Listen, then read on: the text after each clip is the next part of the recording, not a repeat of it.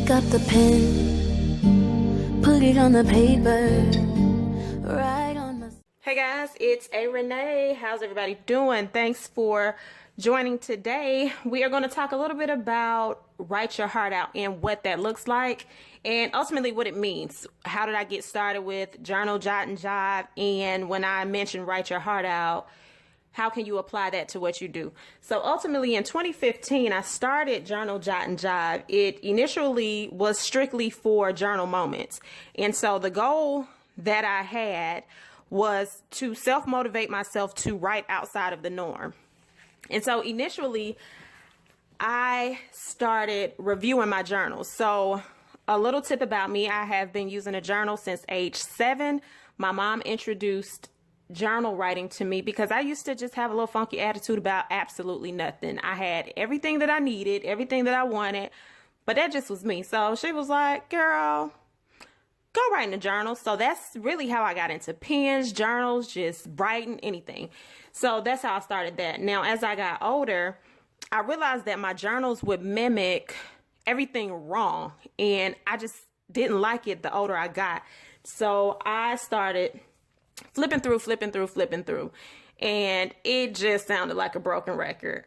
I mean, everything sounded like a broken record. I could probably tell you every few months, like, what would come up next. So I started researching on Pinterest, and I was finding different ways to journal. So there were things like a Reckitt journal. They had art journals. It's just so many different ways that you can write your feelings. So I said, well, I'm going to try a couple of different concepts. And some of them worked, some of them didn't. And so in the end, I ended up coming up with the concept that my journal should have 3 components. And I'm going to write those components down for you so that you can write them so you can see them somewhere.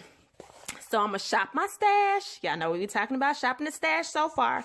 So I pulled out a piece of cardstock that I had sitting around, and I'm going to write 3 components that I use. Let me move this out. This just was to show you. This is write your heart out. And we're going to say 3 different things that we can do to make sure that our journal reads like a book and not a broken record. So the first thing I typically do is tell you to write the great. So these are going to be those top moments in your life. I mean, things that just light up your world. Like you're smiling just thinking about it as I'm talking about it. Number 2 is going to be write the good. And your good is just, a lot of times it's just little small things that you want to remember. So you're going to write the good. And then third, you're going to write the not so good. So write the not so good. So the thing is, life has different avenues, right? Some are going to be good. Some are not going to be so good. So we don't want to pretend like those things that happen don't exist. I just ultimately think that there should be a way that you get those things out on paper. We live in such a social media driven world, obviously, as I'm recording.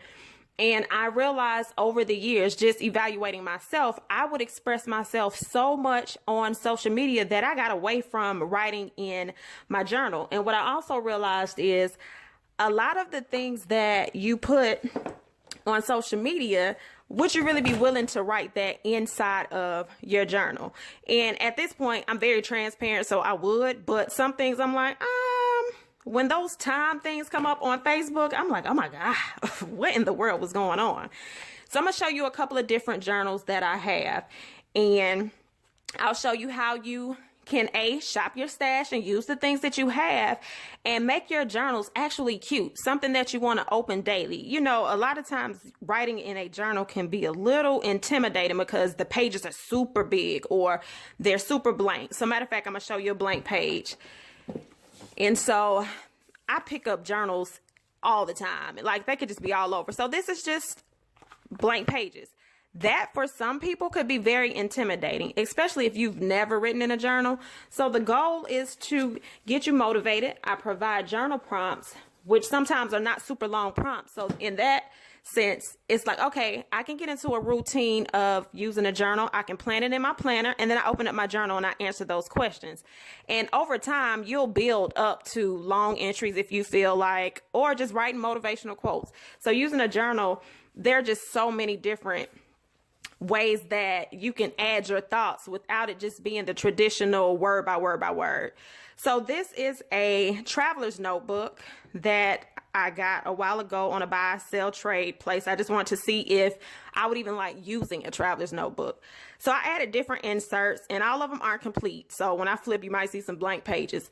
And I used this actually on my Instagram page. And I did a couple of prompts, and people followed along, and then I just showed different things. So this was a calendar that I put in just to see if it was something that I would like. And as you see, I didn't finish it. And then I flipped through and I added just cardstock, little die cuts I had, little words. This was an insert I picked up off of Impulse. You see there's nothing in here yet. It will get used at some point in life since we are again shopping our stash. And I just added different components in there. So if you have cardstock, if you have printables, this is a printable. I also have a shop. So I use a lot of the things that I have in there. And then this is where you come into your journal entry. So I like the idea of having my journal look a little different. So I added some colorful paper. I used some pens that write on darker paper. And I just made my journal my own.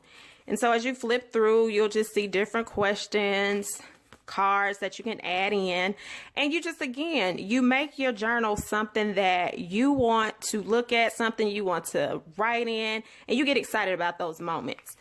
So that is that size. You can also, I like to let people know, you can also write in a planner. You can journal in a planner. So don't feel like you're just obligated to picking up something specifically for journal moments. Now, I would be cautionary in saying if you have your planner all over the place and your journal moments are going to be super intense and deep and personal, you may not want to have that all in one place, but you can. So in the previous video, you did see this. This was the smaller version. This is a pocket size ring. You can plan in those. You still can add your flair.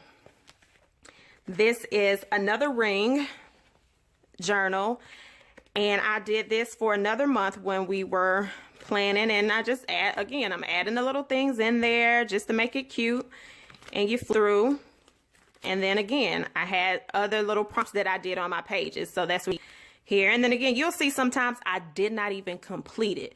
So don't feel like, oh my God, like if I don't complete an entry or I don't write in my journal, I'm just not going to pick up a journal again, because that's often what happens. People feel like, well, I missed 10 days. I don't need to write again. So again, overall, Write Your Heart Out is ultimately just getting you into the routine of writing your feelings on paper, getting those thoughts out of your head so they don't continue to circulate round and round and round. So what I would suggest is, if you are into planning, go ahead and plan 2 to 3 days in your planner, the beginning of the week, the middle of the week, and the end of the week. And so you'll have, maybe, depending on your start date, I consider my start date Monday. So you may do Monday, maybe Wednesday, and then Saturday, potentially. Those can be your days. And so at the beginning of the week, I like to write what I say is something motivational. During the middle of the week, I like to do maybe a get over the hump type entry. So you're gonna get over the hump. And that's like a review, what's working, what's not working in my life. And then at the end, I love doing weekly recaps. And you can be as descriptive as you want to be. You can talk about work, you can talk about home life, you can talk about self-care, and you'll actually see me do some of these pages on YouTube as of now. So I'll be uploading videos on how you can make a self-care page, how you can add different flares to your page. So I look forward to additional videos to get you there, to get your pen moving again. And outside of that, guys, I will see you in the next video. If you have to, go ahead and shop your stash. I'm pretty sure you have something that you can use as a journal. So until next time. Pick up the pen, put it on the paper, right on my skin.